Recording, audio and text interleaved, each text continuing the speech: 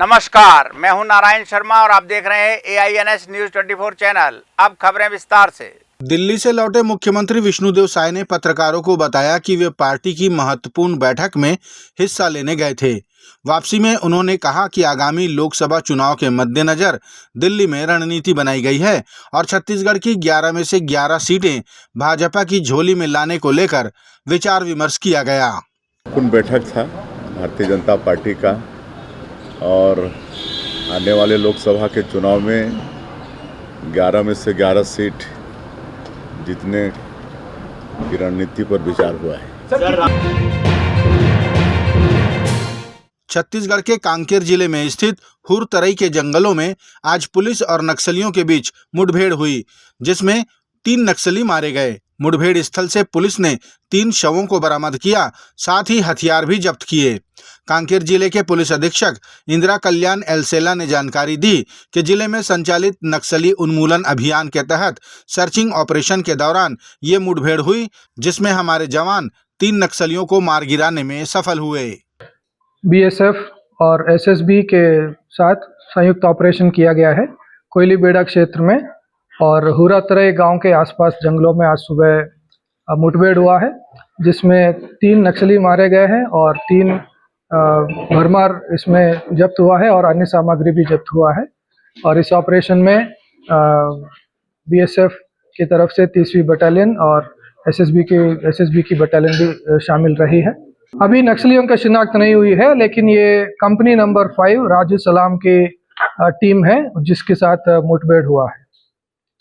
इसमें जो इंटेलिजेंस है ये हेडक्वार्टर से प्राप्त हुआ है और इसी लक्ष्य से कल रात को ऑपरेशन निकले हैं और आज सुबह फायरिंग हुआ है।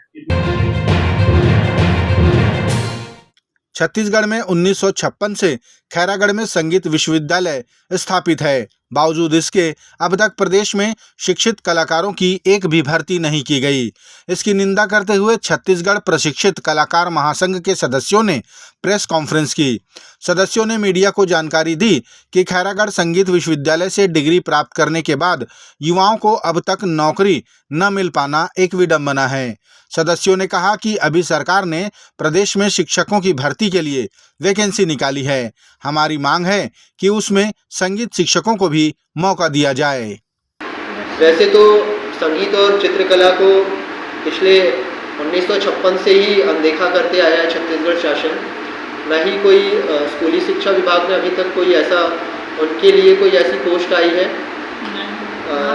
न ही महाविद्यालय स्तर पर ऐसी कोई पोस्ट आई है। तो हमारा उद्देश्य है, हमारे संघ का उद्देश्य है कि छत्तीसगढ़ में स्कूली शिक्षा विभाग गवर्नमेंट स्कूल में और उच्च शिक्षा विभाग महाविद्यालयों में संगीत और चित्रकला की एक पोस्ट बिल्कुल प्रदान की जाए। छत्तीसगढ़ के पूर्व मंत्री व कांग्रेसी विधायक उमेश पटेल ने भारतीय जनता पार्टी के लाभार्थी संपर्क अभियान पर तंज कसते हुए कहा कि इनका तो भाजपा जोड़ो अभियान भी चल रहा है। उन्होंने कहा कि जो पार्टी 46% बहुमत के साथ सरकार में आई हो, उसे तो आत्मविश्वास से भरा होना चाहिए। अन्य दलों के नेताओं को भाजपा में प्रवेश कराने को ये एड़ी चोटी का जोर लगाते दिख रहे हैं, जो कहीं न कहीं आत्मविश्वास में कमी को दर्शाता है। लाभार्थी संपर्क अभियान, इसी तरह से भाजपा जोड़ो अभियान भी चल रहा है उनका। तरह तरह के पार्टियों से लोगों को बुला बुला के भारतीय जनता पार्टी अपने में मिलाने की कोशिश कर रही है, बूथ लेवल पर और हर विधानसभा लेवल पर, हर लोकसभा लेवल पर। तो ऐसे करने की ज़रूरत क्यों पड़ गई? जो पार्टी अभी 46% वोट के साथ जीत के आई है, उसे तो आत्मविश्वास से भरा हुआ रहना चाहिए, लेकिन आत्मविश्वास कहीं न कहीं कमज़ोर है भारतीय जनता पार्टी का, इसीलिए इस तरह के अभियान वो चला रही है। छत्तीसगढ़ सरकार द्वारा चलाए गए न्योता भोजन कार्यक्रम की शुरुआत करने वाला पहला विद्यालय बना ज्ञान ज्योति प्राथमिक शाला कोडोली। नारायणपुर जिले का यह विद्यालय दूरस्थ अंचल में पहाड़ियों से घिरा हुआ है। यहाँ प्रधानाध्यापक देवेंद्र देवांगन ने अपने पिता की तृतीय पुण्यतिथि पर न्योता भोजन का आयोजन किया। बच्चे पहली बार अपनी भोजन की थाली में ढेर सारे व्यंजन देखकर प्रसन्न हुए। इस न्योता भोजन कार्यक्रम में शाला विकास प्रबंध समिति के सदस्य तथा अन्य स्कूलों के शिक्षक शिक्षिकाएं भी मौजूद रहे।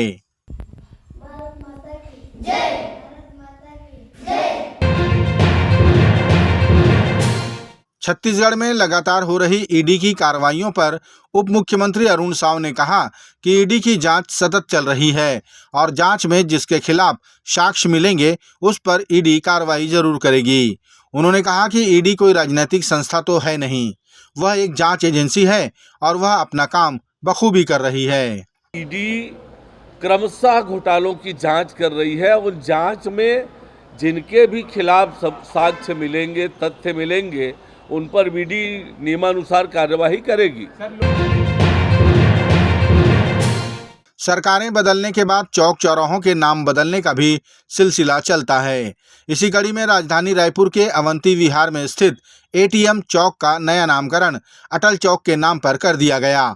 ये घोषणा नगर निगम की सामान्य सभा से की गई, जिसके बाद से स्थानीय व्यापारी संगठनों में खुशी का माहौल है। एटीएम चौक कहा जाता था, पर व्यापारी संघ के समस्त पदाधिकारी, उनकी पूरी टीम के अथक प्रयास से, हमारे जोन के अध्यक्ष आदरणीय बड़े भैया प्रमोद मिश्रा जी के प्रयास से और आम जनता सभी के प्रयास से यहाँ पे अटल जी की प्रतिमा लगाई गई और यहाँ पे अटल चौक का नामकरण किया गया। इसके लिए मैं सभी व्यापारी संघ के पदाधिकारी, हमारे पार्षद एवं जोन अध्यक्ष प्रमोद मिश्रा और आम जन को बहुत बहुत बधाई और शुभकामनाएं देती हूँ।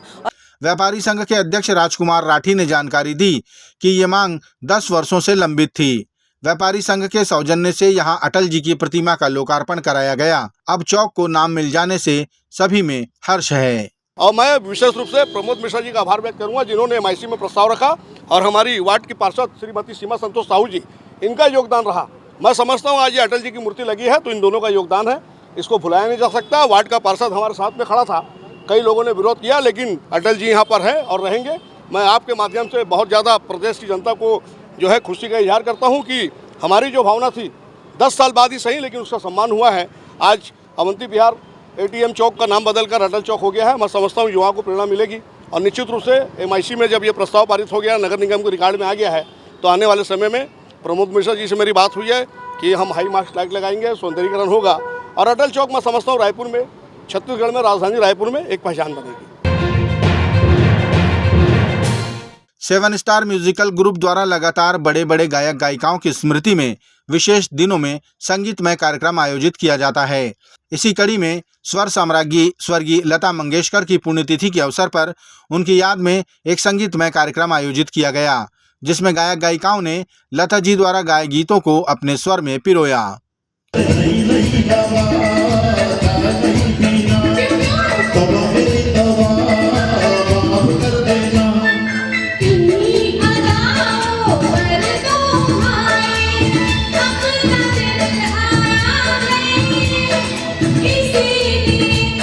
इस मौके पर 7 स्टार म्यूजिकल ग्रुप के डायरेक्टर राकेश रोशन साव ने भी अपनी आवाज में सुमधुर गीतों को गाकर सभी का मन मोह लिया।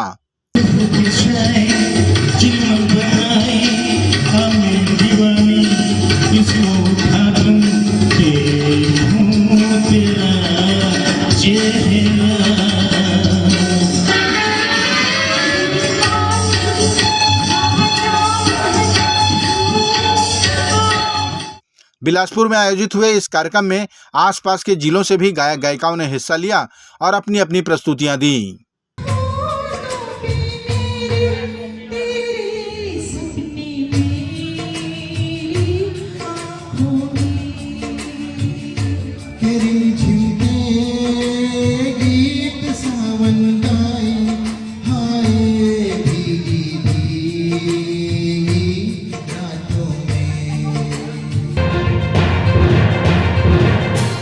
ये थे आज के प्रमुख समाचार। आप देख रहे थे हमारा लोकप्रिय YouTube चैनल AINS News 24। अब हमें इजाजत दीजिए। कल तक रोजाना की ताज़ा खबरों के लिए आप देखते रहिए हमारा लोकप्रिय YouTube चैनल।